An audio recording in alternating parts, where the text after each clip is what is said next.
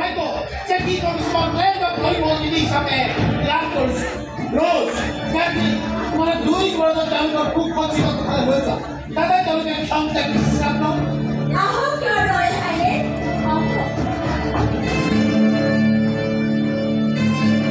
বহু দিনৰে হেঁপাহ আছিল এবাৰ নাইকবাতৰ মহোদয়লৈ এদিন নৈশ যাপন কৰে ইয়াৰ সান্নিধ্যতে তাৰ অতি ঘটোৱা আজি সেইখন সুযোগ পাই সঁচাকৈ মই আনন্দিত হৈছোঁ বহুতৰ মুখত শুনি আছিলোঁ আজি স্বচক্ষে দেখি নিশ্চিত হৈছোঁ সঁচাকৈ যে দিনক কেতিয়াবা আঁতত ধুনীয়াকৈ বুজাইছে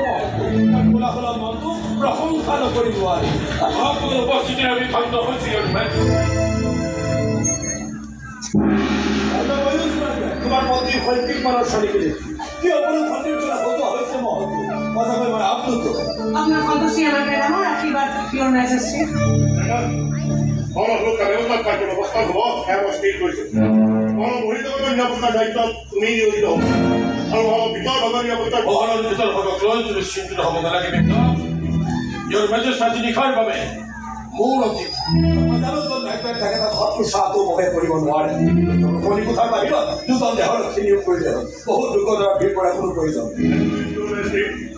তুমি লগা মই সকলো সুৰক্ষা কেৱল তোমাৰ নিৰ্দেশতে চলে ৰসালৰ পৰা ইয়ালৈ আহোঁতে বহু লোকৰ সমাগম ঘটিছে তেওঁলোকৰ প্ৰত্যেকে আমাৰ যুদ্ধ যে আনন্দত মতলীয়া হৈছে কোনো কোনে মোক কি বুলি অভিবাদন জনাইছে জানা যে নাইকবাতৰ দৰে এজন বীৰ ভাবোৱাটো আমাৰ স্কটলেণ্ডৰ কাৰণে বহু সৌভাগ্যৰ কথা মই আনন্দৰে ভৰি পৰিছে এই যুদ্ধ তোমাৰ স্বামীক যিমান জনপ্ৰিয় কৰি তুলিছে এই জনপ্ৰিয়তা তুমি সুখী হয় নে নহয় যুদ্ধকে সুখী কৰিব নোৱাৰি ম্যাজেস্টি যুদ্ধ বহুমানৰ প্ৰাণ কাঢ়ি লৈ যায় বহুত তেজৰ অপচয় তথাপি যদি স্বদেশ ৰক্ষা কৰি অৱশ্যম্ভাৱী হয় তেনে যুদ্ধত নমাৰ বাহিৰে কোনো গত্যন্তৰ নাথাকে সেই মোৰ কাৰণে যুদ্ধ এক অপ্ৰিয় সত্য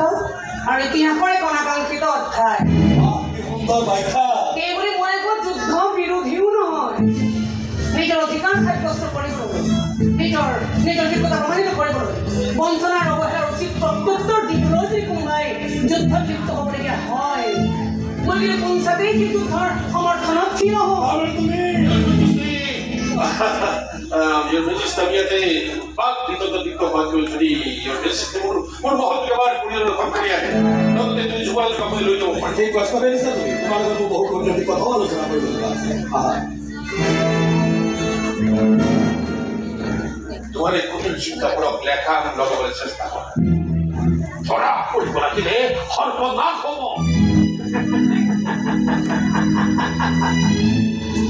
সৰ্বনাশ নহয় বিনাশ হ'ব স্কটলেণ্ডৰ অপ্ৰতিদ্বন্দ্বী ৰাজতন্ত্ৰ আজি নিশাৰ পাছত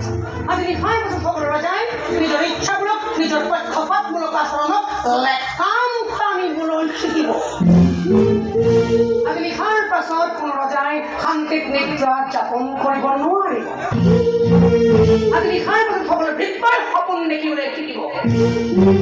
সাহস কৰিবলৈ শিকিব আজি নিশাৰ পাছত সকলো ধাৰাল অস্ত্ৰয়ো অবাধ্য হ'বলৈ শিকিব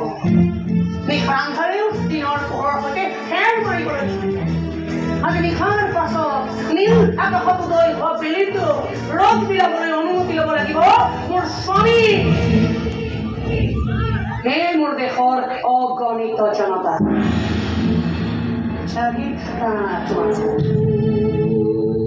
আজি নিশাৰ পাছত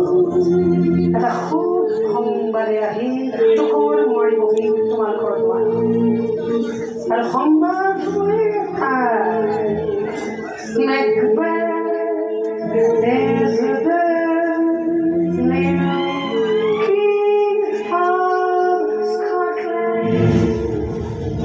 স্কটলেণ্ডৰ নতুন ৰজা